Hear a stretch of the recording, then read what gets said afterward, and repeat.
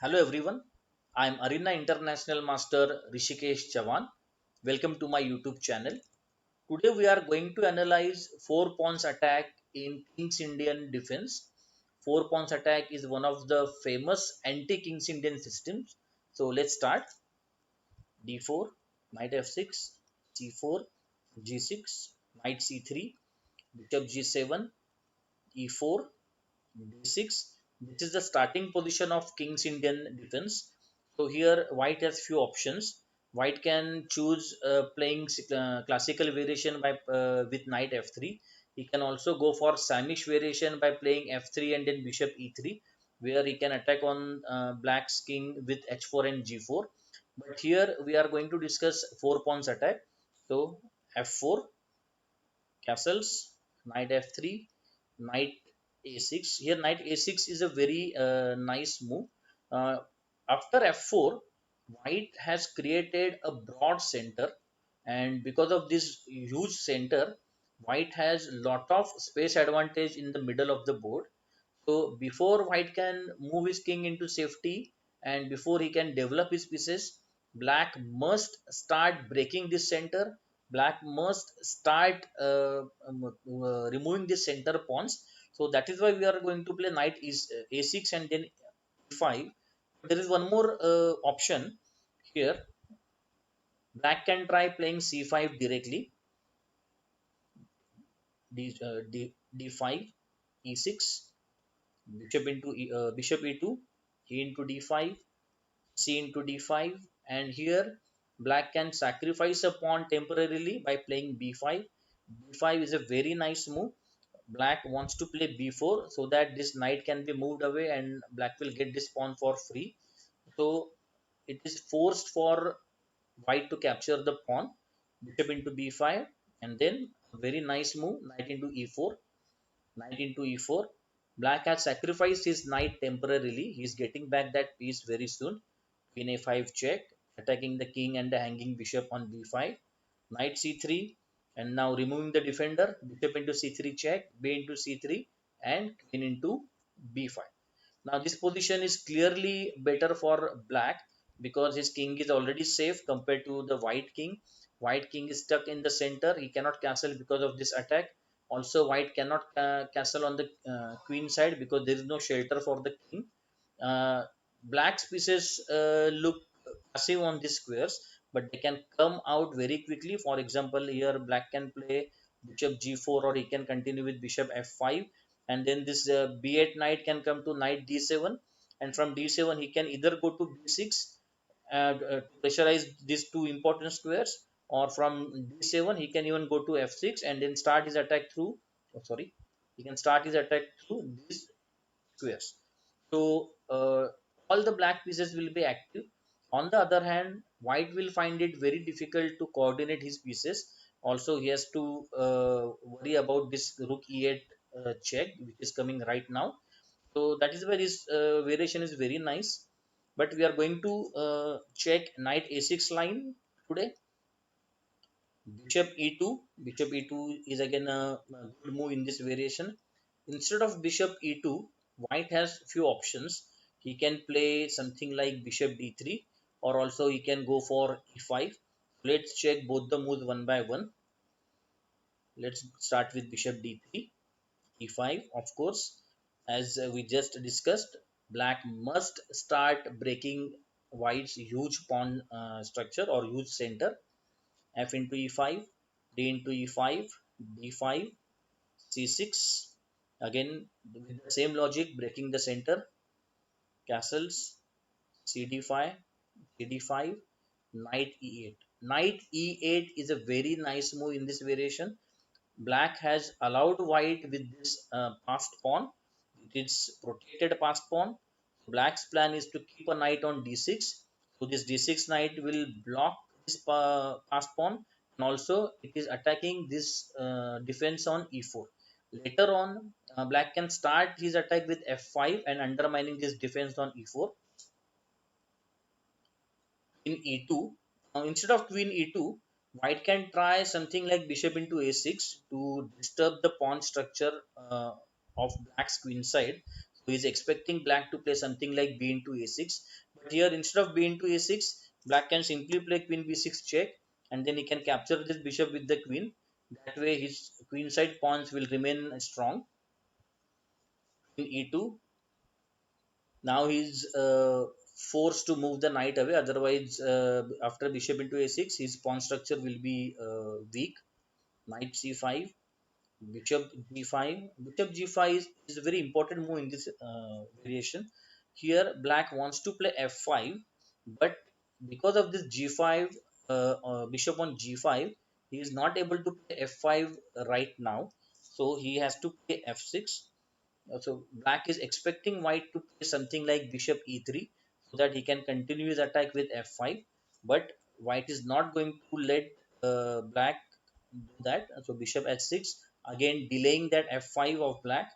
Knight into d3, queen into d3, knight d6, knight d2.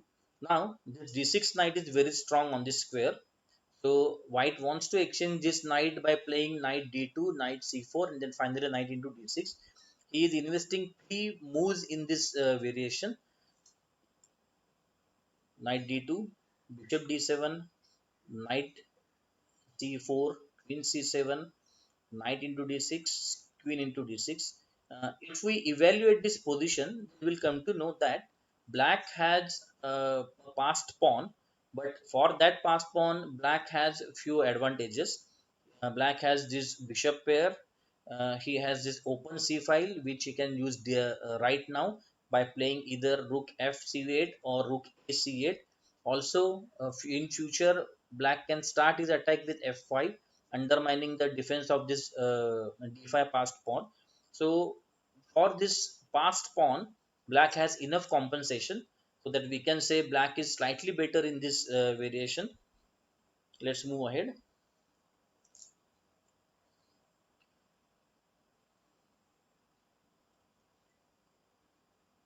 Okay, d3 we check this variation. Oh, sorry.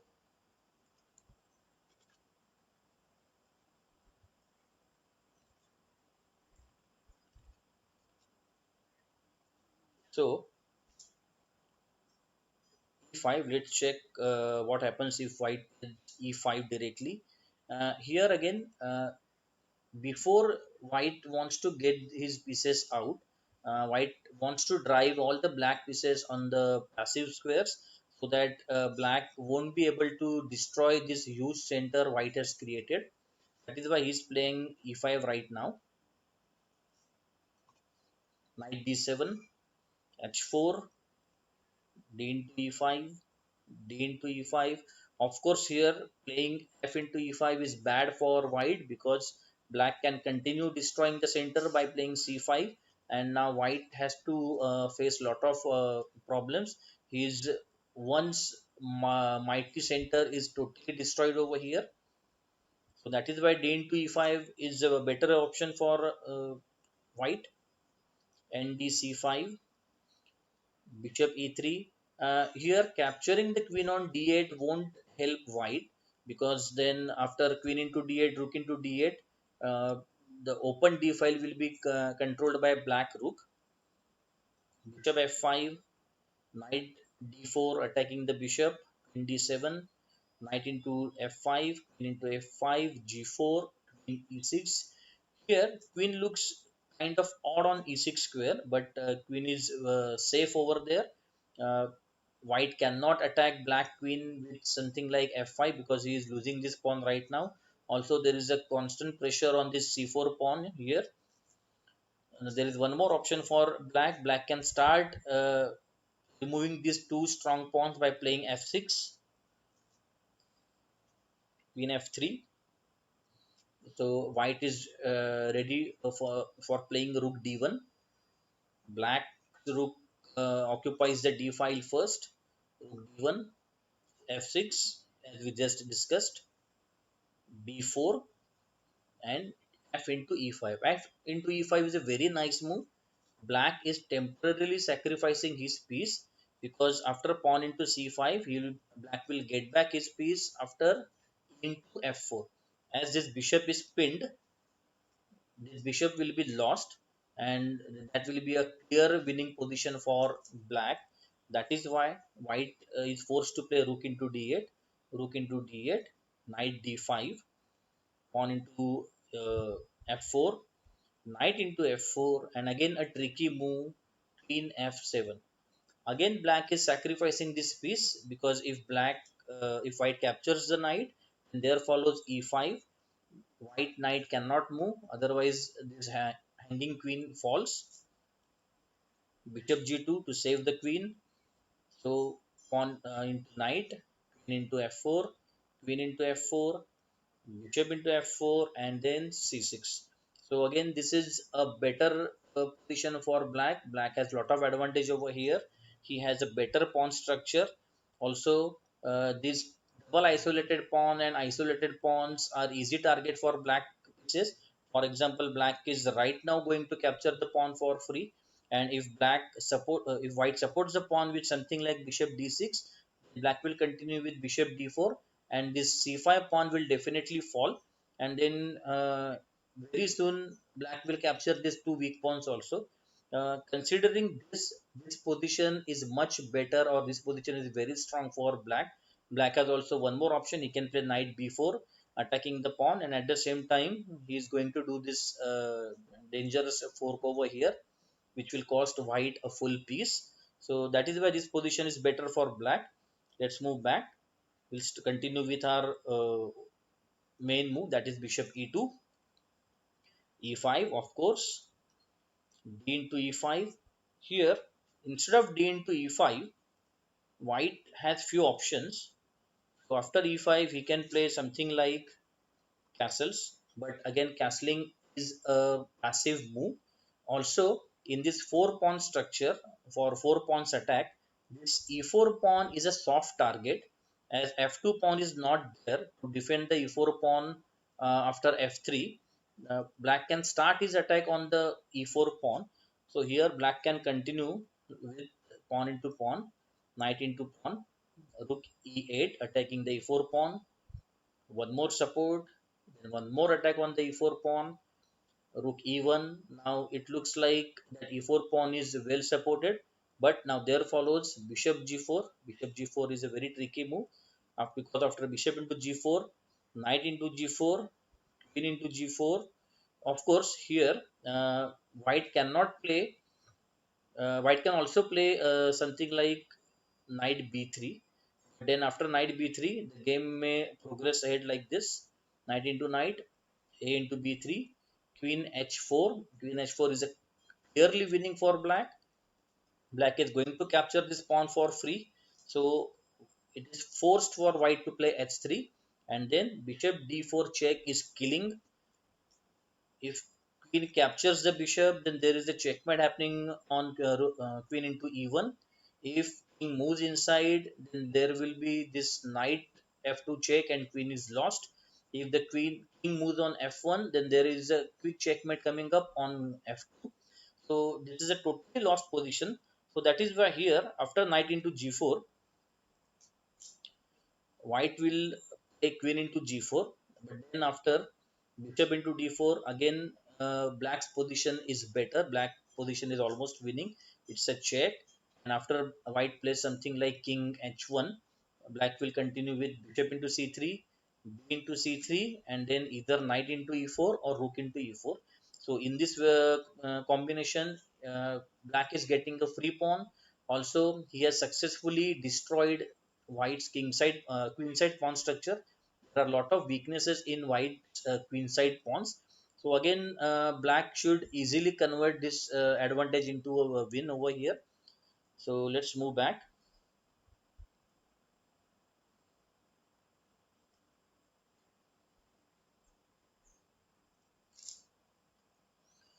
Let's check f into e5. What happens if white plays f into e5? F into e5 has become a main line in this variation in nowadays. d6. So here instead of d5,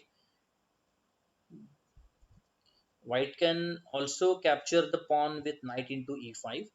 Knight into e5 is not a very good move, because Black can straight away start pressurizing the center with c5, bishop e3, pawn into pawn, bishop into pawn forced, and then he has two options. He can go for either b4. Then after knight b4, the game may progress ahead like this. Knight b4 is a tricky move. White has to be careful because black is going to play queen into d4, queen into d4, and now knight c2 check, and he will win back his lost queen, and that way black is getting a full piece extra. So bishop c5. Bishop c5 looks a very nice move, attacking the hanging knight at the same time attacking this rook over here. Black is sacrificing the exchange. Bishop into f8. Bishop into f8. Now that e5 knight is under attack, so he has to play knight d3. If white goes to knight f3, then it's totally harmless for black. So that is why knight d3 is better. Knight into e4, castles, knight into c3, b into c3, knight into d3. Now here white must capture the knight with the queen, otherwise this c3 pawn will be lost. Queen into d3, bishop e6. Now white is exchange up, but for that lost exchange, black has enough targets to attack. So he has this double isolated pawns on c file, he has this isolated pawn on a file, queen is already attacking this pawn, bishop is already attacking this pawn. This f8 bishop can come to either g7 and attack c3, or it can be used from this diagonal also. Also later on, black can play rac8 or even rd8. So each and every black piece will start attacking white's weaknesses, and that way, even if white is exchange up, we can say this position is somewhat equal. So let's move back. Let's see what happens if black plays knight g4. Knight g4 is again a tricky move. So here this e5 knight is attacked twice, so white must capture the knight. Bishop into g4, knight into g4, queen into d4, queen into d4, bishop into d4, rd1 and rad1.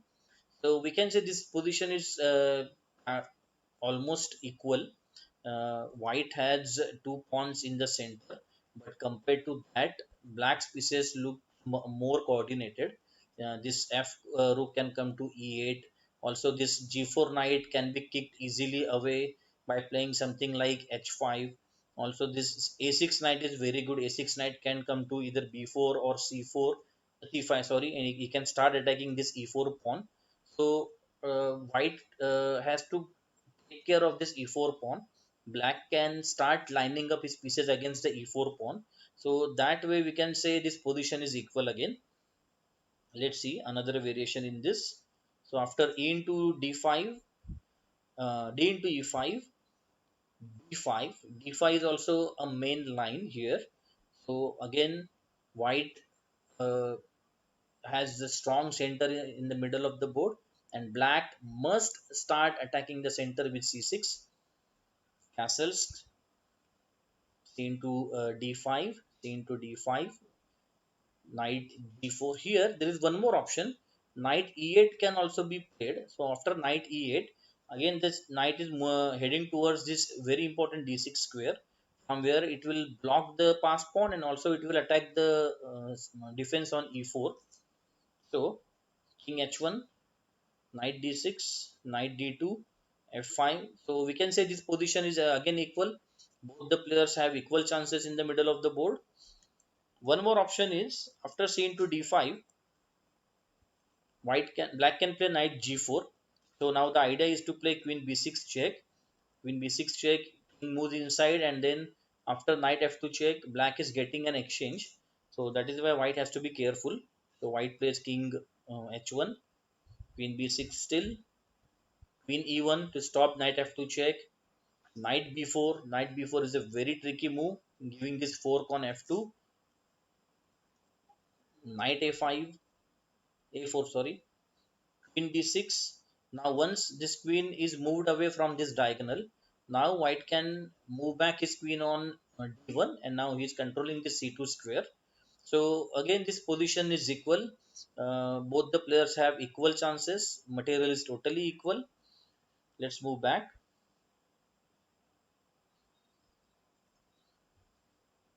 After d5, there is one more try for black. Black can play knight c5, pressurizing this e4 pawn right away. Queen c2. Here he can sacrifice a piece temporarily because after knight into e4, bishop f5, bishop d3 forced, bishop into e4, bishop into e4, and f5. Now, if this bishop moves back, then black will win back his piece after e4, and the position will be open. The bishop is very active. His knight is very active over here. So again, this will be a winning position for black. That is why bishop into f5 is forced. Rook into f5, bishop e3, e4. Now again capturing this knight is compulsory. Otherwise, if white moves this f3 knight away, then black will continue with knight d3 check. So bishop into c5 and e into f3. So again, this is very risky because if white goes for long castle, then there follows queen g4, queen g5 check, and then queen into g2. Even if he castles short, then there follows queen g5, and there are a lot of attack on the white's king. So again, we can say this position is better for black. There is one more option over here. After c6, if white plays bishop g5, now bishop g5 is again a tricky move. White wants to keep this knight on f6 so that black cannot play knight e8 or even knight g4. But against bishop g5, black has a very nice continuation. He plays queen b6, so he is stopping white from castling, and at the same time he is attacking this hanging pawn on b2. Many times that b2 pawn is considered as a poison pawn.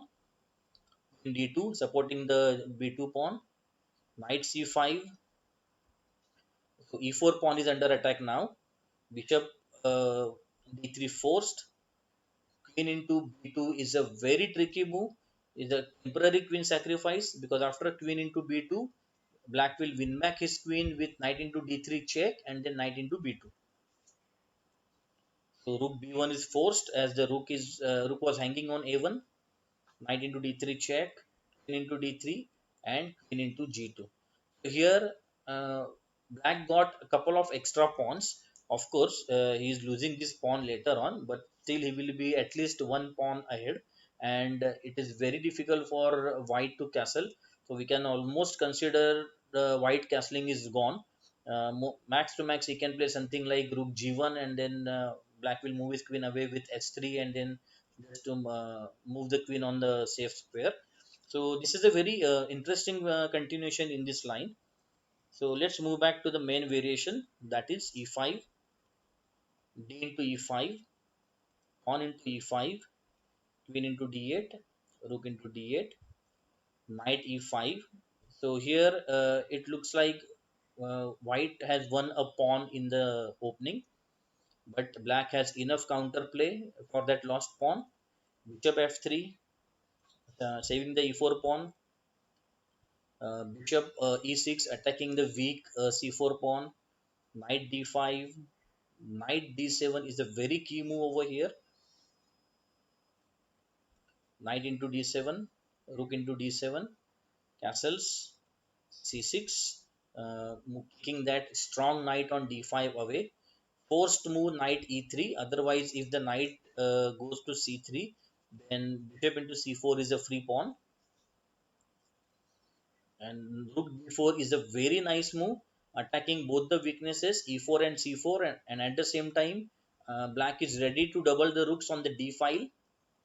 b3, knight into e4. So here black got his lost pawn back. Bishop b2. uh, Here again it looks like black is in deep trouble because this knight is under attack. It is supported by the rook, and if black moves the rook, it's going to lose the knight.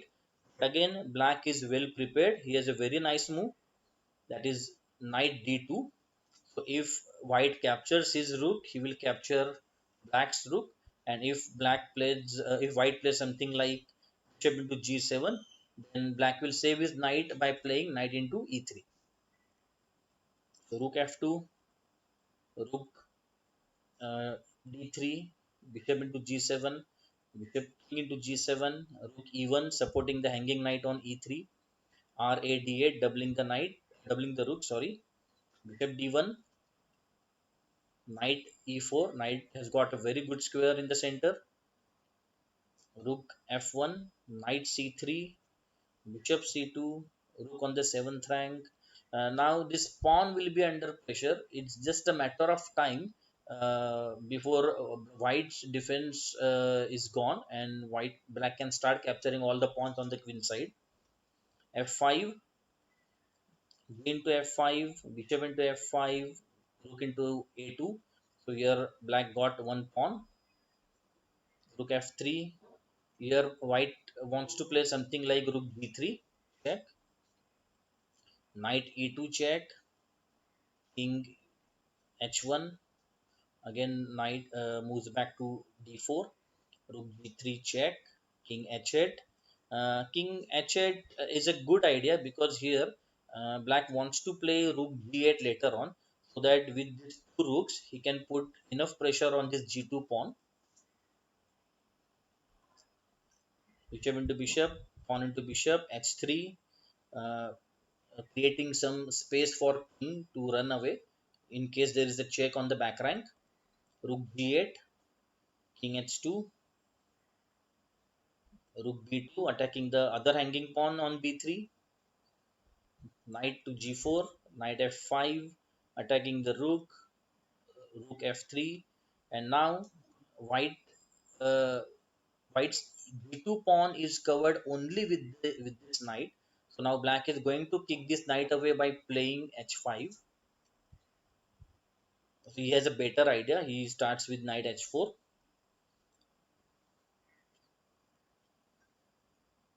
Now h5 comes. Check. King g8, g7, rook d7, king f8. So king is moving towards the rook without getting any check from this knight. Knight e5. Rook into g2 is a winning move over here, winning that pawn. Rook into g2, rook into g2 check. Forced king h1, rook e2 attacking the knight, rook d4. So white is counter attacking the black knight. Knight f5, knight d7 check, king e7. And here after this king e7 move, white resigned because as you can see there are already two extra pawns with black, and his king is totally active. His white's king is stuck on the corner square. Black's pieces are also better than white's pieces, and slowly black will start pushing his pawns ahead. Also he will start attacking all these weak pawns in black's camp, and that way he will get more material soon. So considering all this, white resigned in this position. So here again the trick behind this variation or this line is, if white is preparing a strong center with c4, d4, e4 and f4, then black must destroy that center by playing either e5 or c5. E5 is more strong compared to c5. Here again black should be ready to sacrifice a pawn so that he can get other advantages. So f4 move or the four pawns attack looks dangerous, but black has enough counter attack to play against that variation. So I hope you understood all the lines we discussed over here in four pawns attack of king's Indian defense. Please do not forget to like the video. Also subscribe to our channel so that we can get such more videos to you. So see you soon. Thank you very much everyone.